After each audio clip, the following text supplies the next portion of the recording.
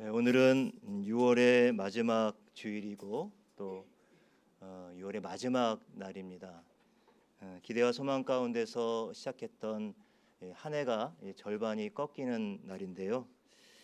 벌써 한 해 중간 지점에 와 있음을 생각하면서 문득 2009년 세상을 떠난 서강대 영문학과 교수이자 수필 작가였던 장영희 교수의 수필집 제목이 생각이 났습니다. 수필집의 제목은 살아온 기적, 살아갈 기적이라고 하는 수필집입니다. 세 번에 걸친 암투병을 하면서도 그 힘든 와중에 이 책을 끝까지 집필하였습니다만 이 장 교수님은 이 책을 손에 잡고 보지 못하고 그의 5월에 세상을 떴습니다. 하지만 이 책이 베스트셀러가 되고 수많은 또 질병과 어려움을 겪는 분들에게 희망을 주고 살아갈 그런 용기를 주는 베스트셀러가 되었습니다. 언뜻 보니까 2019년도 올해 100세가 되어갔고요. 양장본으로 기념판이 나왔더라고요. 이 유고집이 된 이 살아온 기적과 살아갈 기적이라고 하는 이 수필집에는 동일한 제목의 글이 실려 있는데요. 그는 이렇게 고백을 하고 있습니다. 고통 속에서 하루하루 살아낸 자신이 너무 기특하고 대견해서 다른 게 기적이 아니고 그렇게 살아온 게 기적이었다. 그리고 앞으로 하루하루 또 살아갈 그 기적에 대해서 소망한다. 이렇게 쓰고 있습니다. 살아온 기적, 살아갈 기적이라고 하는 이 수필을 또 읽고 묵상해 보면서 오늘도 저와 여러분 삶의 무게가 다 다르겠지만 또 혹시 지금도 어둠의 터널을 지나고 있는 분들도 계시겠지만 여러분 지금 여기 우리가 살아서 하나님께 예배하고 또 사랑하는 이들과 함께 할 수 있음이 바로 놀라운 기적이 아니겠습니까?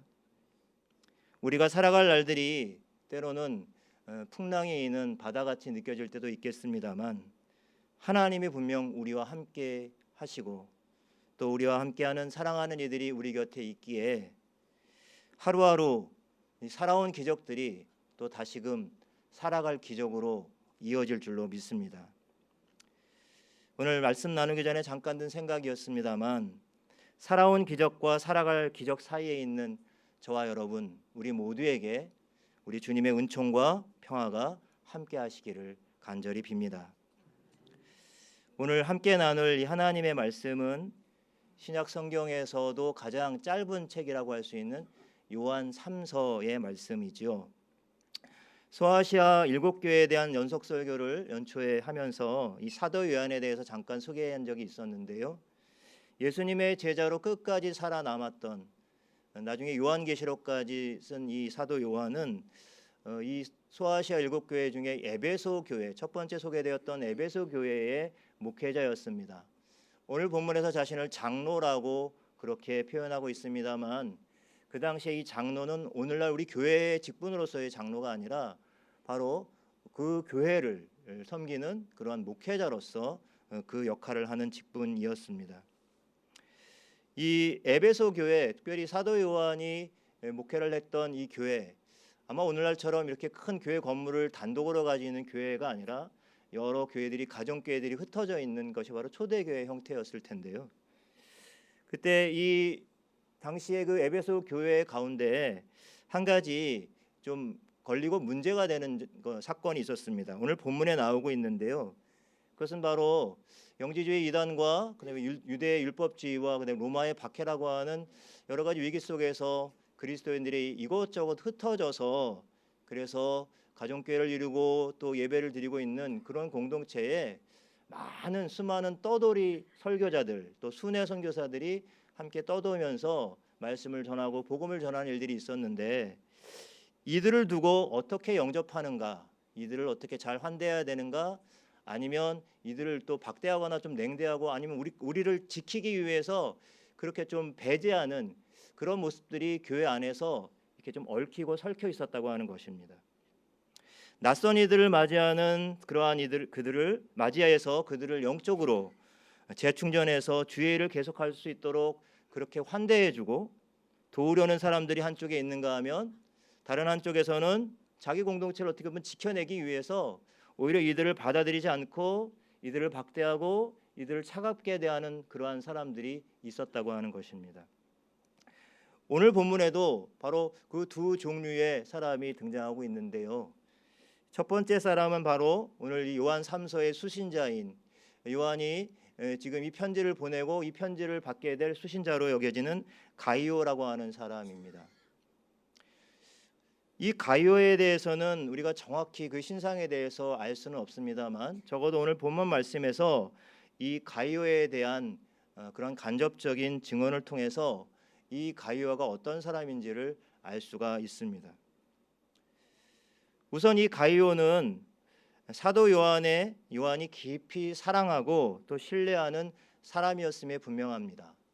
왜냐하면 오늘 본문 말씀에 보면 계속해서 이 가이오를 향해서 사랑하는 자, 사랑하는 가이오, 이렇게 사랑하는이라는 표현을 계속 사용하고 있기 때문입니다. 요한은 이 가이오를 진심으로 사랑했고 그래서 진심을 다해서 그의 영혼뿐만 아니라 오늘 2절 말씀에 보면 그의 범사와 그의 건강함, 강건함을 위해서도 축복하고 있는 내용이 나오고 있죠. 근데 이 사도 요한뿐만 아니라 이 가이오를 지켜보고 가이오와 함께 또 가이오를 경험한 사람들은 바로 이 가이오에 대해서 두터운 신망을 갖고 있었습니다. 여러분 3절 말씀을 같이 한번 읽어볼까요? 3절 말씀을 같이 한번 읽어보도록 하겠습니다. 형제들이 와서 내게 있는 진리를 증언하되 내가 진리 안에서 행한다 하니 내가 심히 기뻐하노라. 아멘. 요한은 형제들로부터, 이 형제들이라고 하는 것은 아무래도 이 교회 당시 교회의 여러 가족들 공동체의 그런 성도들을 말하겠죠. 이 성도들로부터 이 가이오가 진리 안에서 행하는 사람이라는 그러한 소식을 듣게 됩니다. 그리고 그 소식을 듣고 심히 기뻤다라고 이렇게 말하고 있죠. 그리고 그 기쁨은 다시 한번 4절에서도 다시 한번 등장하고 있는데요. 4절도 같이 한번 읽어보겠습니다. 내가 내 자녀들이 진리 안에서 행한다함을 듣는 것보다 더 기쁜 일이 없도다. 그럼 이 말씀을 보면 사도 요한이 이 가이오를 자신의 영적인 자녀로 바라보고 있다고 하는 것을 알 수가 있죠. 우리 육신의 자녀도 마찬가지입니다만 자녀들이 부모의 뜻대로 잘 순종하고 또 그렇게 살아가는 그 모습들을 보면 그것이 큰 부모의 기쁨이 될 것입니다. 마찬가지로 사도 요한에게 있어서 그의 영적인 자녀들이 또 그가 목회하는 곳의 성도들이 믿음 안에서 또 진리 안에서 행한다고 하는 이 소식을 듣는 것은 사역자로서 큰 기쁨이 아닐 수 없을 것입니다. 자, 여기서 이게 주목해 보는 것은 바로 이 가이오에 대한 그런 평가 중에 진리 안에서 행한다라고 하는 이 부분입니다. 여러분, 진리 안에서 행한다고 하는 것은 무슨 뜻일까요? 성경에서 지금 말하고 있는 이 사도 요한이 말하고 있는 진리라고 하는 것은 과연 무엇을 뜻할까요?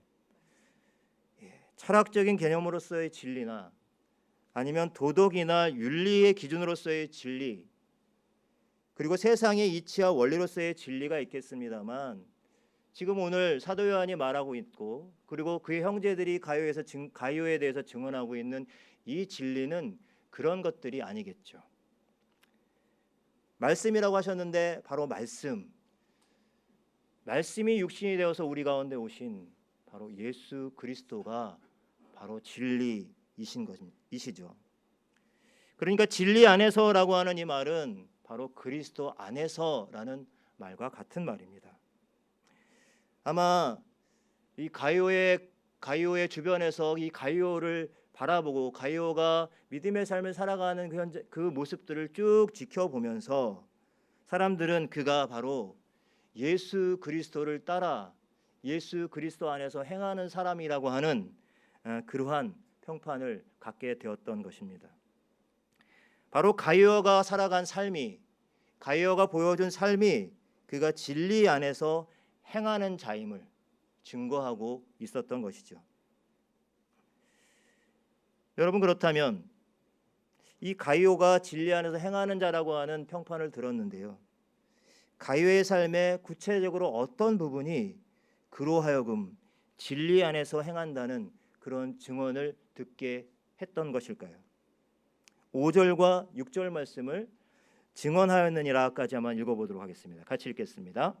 사랑하는 자여, 내가 무엇이든지 형제 곧 나그네 된 자들에게 행하는 것은 신실한 일이니 그들이 교회 앞에서 너의 사랑을 증언하였느니라.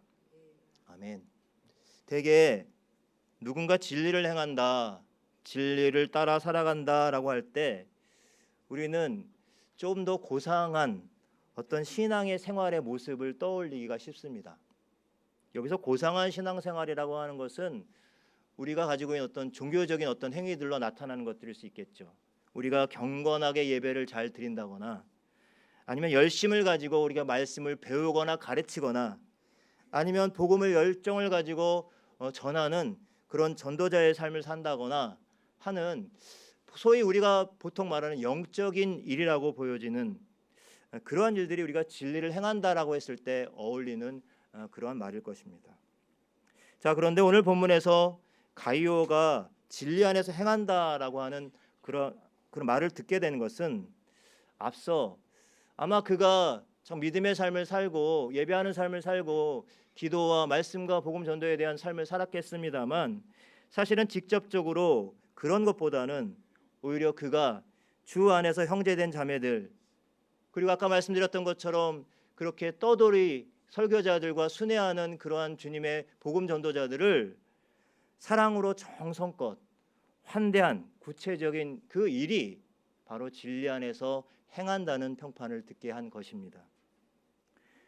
이렇게 주 안에서 형제자매된 사람들뿐만 아니라 낯선 그러한 나그네들에게도 먹을 것을 그리고 쉴 것을 제공하고 기쁘게 배웅하는 일, 이러한 가요의 모습을 보면서 주변에 있던 그런 성도들과 형제들이 야, 저 사람 참 진리 안에서 행하는 사람이야. 참 저 사람 예수님 닮은 사람이야. 예수님을 따르는 사람이야.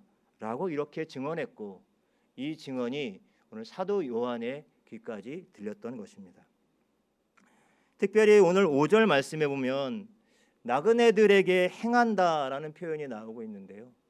여기서 이 행하다라고 하는 표현은 우리말대로는 그렇게 크게 느낌이 살아나지 않습니다만 이 원래의 원어의 의미는 그냥 적당히 해치운다 그런 뜻이 아니라 최선을 다하고 정성을 다하고 마음을 다해서 그렇게 행했다라고 하는 뜻을 갖고 있습니다. 그만큼 가이오가 그 형제자매들을 환대하고 그들에게 친절을 베풀고 그들을 정성껏 섬겼다고 하는 것이 그냥 눈치 보면서 대충 때우는 그런 친절이나 환대가 아니었다는 것입니다. 정말 최선을 다해서 마음을 다해서 그들을 영접하고 정성껏 환대했다라고 하는 것을 의미하고 있습니다. 어떻게 가이오는 이렇게 때로는 낯선 사람들까지도 때론 주저하고 저 사람 들어오면 좀 위험할 것 같은데 라고 하는 그런 사람들까지도 그저 차별 없이 그대로 환대하고 그들을 그렇게 정성껏 영접하고 그렇게 대할 수 있었을까요? 그것은 바로 그 마음에 말씀 그대로 그가 그리스도 안에서 살아가는 사람이었고 예수님이 보여준 삶의 본대로 깊이 사랑하는 삶을 또 사랑하며 나누고 섬기는 삶을 살았던 이유일 것입니다. 또한 이 가이오는 성경에서 끊임없이 강조하고 있는 대로 나그네를 환대하라고 하는 그러한 전통을 바르게 이해하고 그렇게 행했을 것입니다. 여러분 실제로 성경은 온통 나그네를 어떻게 대해야 하는가 소위 나그네 규정이라고 하는 것을 많이 이야기하고 있습니다. 출애굽기 22장 21절에는 나그네를 압제하지 말고 학대하지 말라라고 그렇게 기록합니다. 레위기 19장 34절에서도 나그네를 자기 몸과 자식처럼 사랑하라고 했습니다. 예수님께서도 나그네 대접하기를 소홀히 하지 말라고 말씀하셨고 사도 바울도 손대접하기를 힘쓰라 나그네를 대접하는 과부를 존경하라고까지 그렇게 말씀했습니다. 여러분 환대의 전통 가운데 가장 유명한 이야기는 잘 알려진 이야기는 창세기에 나오는 아브라함이 새 나그네를 천사인지도 모르고 이들을 환대했다가 아들 이삭을 얻는 복을 받은 사건입니다. 물론 여러분, 복을 받기 위해서 나그네를 환대하고 손대접을 잘 해야 된다고 하는 것이 아닙니다. 오히려 나그네를 잘 환대하는 것을 통해서 누리는 기쁨과 감사가 있다고 하는 것이죠. 지난주에도 제가 어릴 적 교회에서 자랐다는 말씀을 잠깐 드린 적이 있는데요. 이 교회에서 이렇게 살다 보면 어린 시절에 한 가지 눈에 띄는 광경이 하나 있습니다. 왜냐하면 아주 자주 거린들이 와서 이렇게 밥값을 요구합니다. 그러면 이렇게 구제하는 차원에서 이렇게 500원씩, 1000원씩 이렇게 나눠주기도 하는데요. 오시는 분들이 되게 그 시세도 잘 알아요. 그래서 저 교회는 1000원 줬는데 왜 이 교회는 500원 줘요? 뭐 이렇게 해서 이제 시세를 따지는 경우도 있었습니다. 그래서 500원이나 뭐 1000원이나 주어져서 보내면 뭐 그만일 텐데, 저희 어머니 같은 경우에는 이렇게 매번 그러신 건 아니었지만 자주 이 거린들이 이렇게 오면 밥을, 소찬을 이렇게 만들어서 그래서 대접을 하곤 했습니다. 어린 마음에는 좀 싫었습니다. 뭐 그런 거린들이 와서 밥을, 어쩔 때는 밥을 노골적으로 해달라고 하기도 하고요. 그런 사람들까지 왜 밥을 차려주시지, 그런 마음이 있었습니다. 그냥 500원 지어져서 보내지라고 하는 그런 마음이 있었는데요. 지금 와서 생각해 보니 이 어머니가 뭐 배움은 짧으신 분이셨지만 그 마음에 아마도 부지불식간에 천사를 대접했던 그 아브라함의 마음을 가지고 어려운 이웃들에게 밥 한 끼 먹이시는 것을 즐겨하셨던 것 같습니다. 저는 그 어머니에게서 바로 영혼의 부요함을 배울 수가 있었습니다. 요즘 TV에 보면요, 그 한 끼 줍쇼라고 하는 그런 프로그램이 있습니다. 혹시 아십니까? 네, 보신 분들도 계실 텐데요. 그 연예인들이 어느 이제 그 동네에 가면 동네에서 무작정 떨궈 놓고 이 집에 들어가고 노크를 해서 밥 드셨냐고 물어보고 안 드셨으면 밥 한 끼 줄 수 있냐고 숟가락 하나만 얹으면 된다라고 하면서 그러면서 하는 그런 프로그램들입니다. 아주 우회성이 있고요. 그러나 때론 아주 그 방송을 볼 때마다 이렇게 감동이 밀려올 때가 있습니다. 그리고 따뜻한 밥 한 끼를 나누면서 서로의 또 삶의 이야기들을 나누고 서로 환대해주고 환대받는 그 일들이 참 따뜻하게 느껴집니다. 아마 그 방송이 이렇게 사람들한테 감동을 주고 또 이렇게 인기를 끌고 있는 한 가지 이유는 그만큼 우리 사회가 굉장히 인색해지고 각박해져 있다고 하는 현실을 보여주고 있는 것은 아닐까요? 예전에는 긴 이웃집에 건너와서 같이 밥 한번 먹자 그러면서 이것저것 섞어서 비빔밥 먹고 그러면서 이웃의 정을 나누는 그런 때가 있었는데 요즘은 그런 모습들 참 보기가 어렵지 않습니까? 여러분, 이러한 환대의 모습들 어쩌면 교회에서조차 많이 사라져 버린 모습들이라고 생각이 듭니다. 여러분, 가이오가 이렇게 형제들뿐만 아니라 낯선 순회 설교자들을 따뜻하게 맞이하는 이 환대의 전통을 그 교회 공동체 안에서 세워가는 모습을 상상해 보면서 혹시 오늘날 우리 교회가 잃어버린 부분이 바로 여기에 있는 것은 아닐까? 누구나 찾아와도 환영받고 환대가 넘치는 곳이 바로 주님의 몸된 교회여야 하지 않을까 생각했습니다. 여러분, 저는 오늘 이 가이오가 형제들에게 그리고 떠도는 그러한 나그네들에게 한 일이 결코 우리가 해낼 수 없는 그러한 영역의 일이 아니라고 생각합니다. 우리는 너무 큰 것을 생각합니다. 환대하면 엄청나게 뭐 잔치를 베풀어야 되고 비용을 들여야 되고 아니면 뭔가 뭐 그 보여줘야 되고 이런 데 의식을 합니다. 여러분, 우리 교회에 여러분 뭐 이름만 대면 잘 아는 권사님이신데요. 이 권사님은 저뿐 아니라 성도님들을 만날 때마다 약간은 좀 과장된 톤과 몸짓으로 목사님, 장로님, 권사님 그러면서 손을 막 달려와서 잡고 너무너무 반가워하는 그런 권사님이 계십니다. 어떤 분들은 너무 오버하는 거 아니야? 이렇게 생각하시는 분들도 계신데요. 저는 여러분 그 권사님에게서 어떤 꾸밈이나 가식을 찾을 수가 없습니다. 그분 안에 있는 친절과 환대의 마음이 이미 깊이 자리 잡아서 누구나 만나도 누구나 반갑고 누구나 친절하고 환대하고 그런 모습이 그냥 몸에 다 배어 있으신 거예요. 우리가 잘 아는 어떤 장로님께서는 교회에 방문한 새가족들에게 직접 종이에 그린 명함을 전해주시면서 따뜻하게 인사를 나눕니다. 뭐 그렇게까지 하지 않으셔도 되는데 그렇게 하세요. 예, 작은 배려를 통해서 교회에 처음 오시는 분들이 좀 낯설어 하실 것 같고 또 긴장하실 것 같으니까 좀 그 긴장을 풀어주시려고 그렇게 하시는데요. 여러분 그것이 참 효과 만점입니다. 이게 환대한다는 느낌을 받아요. 내가 환영받고 있다는 느낌을 받고 있다는 거예요. 여러분 이처럼 마음을 담아서 최선을 다한 환대는 그것이 아주 작은 행동이라 할지라도 사람들의 마음에 깊은 감동으로 다가가죠. 우리의 말 한마디, 우리의 눈빛 하나, 우리의 몸짓 하나, 그 속에 담긴 진정 어린 친절과 환대를 통해서 우리는 주님의 공동체를 든든하고 또 따뜻하게 세워갈 수 있을 줄로 믿습니다. 오늘 본문에는 이 가이오와 정반대되는 인물이 하나 소개되고 있습니다. 여러분 그의 이름은 바로 디오드레베입니다. 가이오가 환대의 정신을 잊지 않고 형제들과 순회 선교자들을 정성껏 맞이했던 것과는 반대로 이 디오드레베는 낯선 설교자들을 받아들이고 그들을 위해서 필요한 것들을 준비해 주는 일을 철저하게 거절할 뿐만 아니라 이런 일들을 하는 사람들을 방해까지 합니다. 아마 이렇게 방해하고 어떤 완력을 쓰기도 하고 그랬을 것이라고 생각이 드는데요.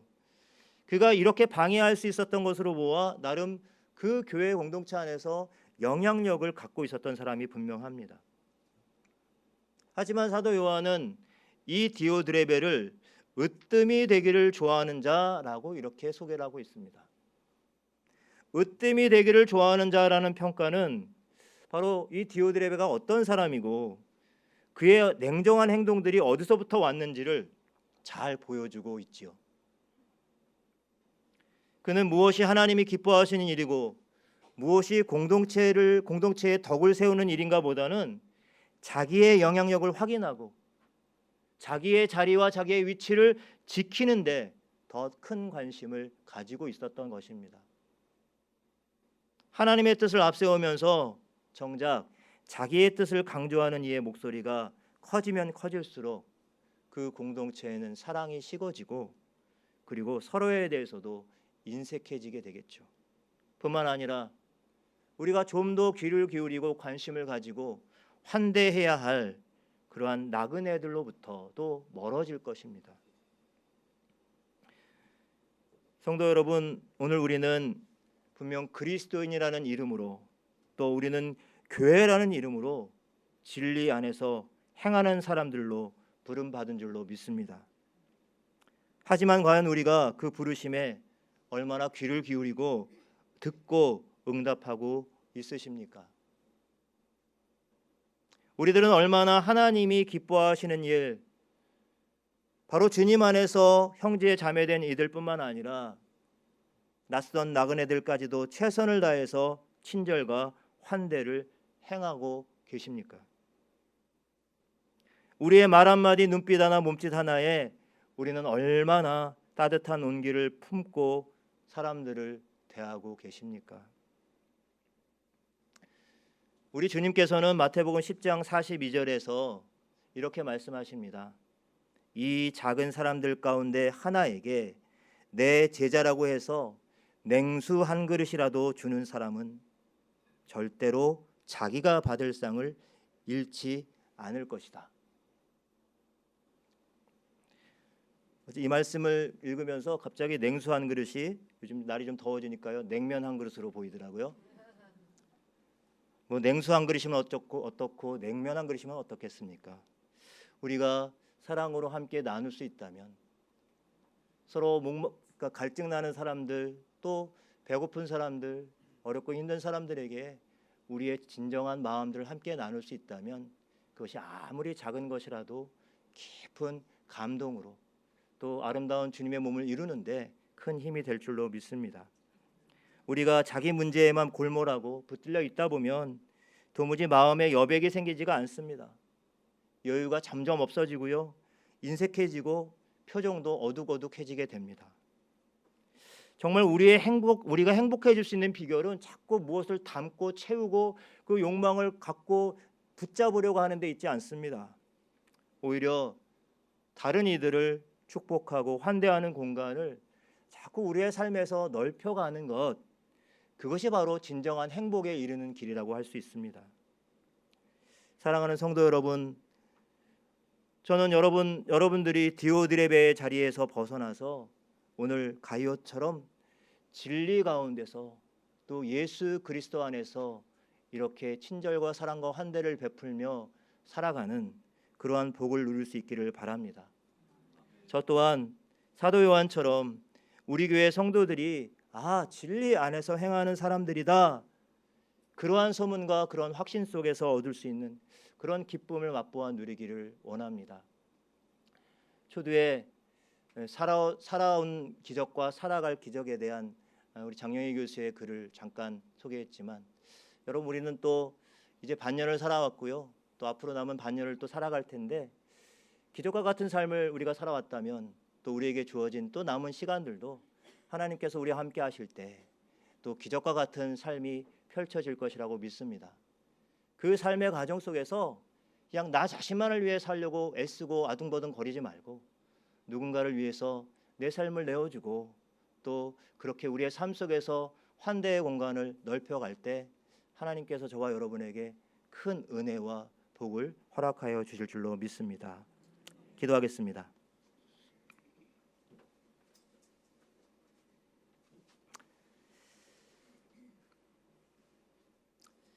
하나님, 지나온 또 반년의 시간을 돌아보며 매 순간순간 하나님의 은혜의 손길이 머물렀고 그 매 순간순간이 살아온 기적이었음을 고백합니다. 이제 또 우리로 하여금 살아갈 시간 속에서 우리가 세상의 헛된 것과 욕망에 또 욕심에 눈길 빼앗기지 않게 하여 주시고 오직 진리 안에서 예수 그리스도 안에서 살아가는 은혜를 허락하여 주시옵소서. 나 자신의 욕망에만 눈이 어두워서 채우고 움켜잡으려는 그런 삶을 내려놓게 하시고 우리의 삶에서 누군가에게 따뜻한 사랑의 손길과 눈길과 몸짓으로 친절과 환대를 베풀며 그 사랑을 나누는 기적과 같은 삶을 허락하여 주시옵소서. 감사드리며 예수님의 이름으로 기도드립니다. 아멘.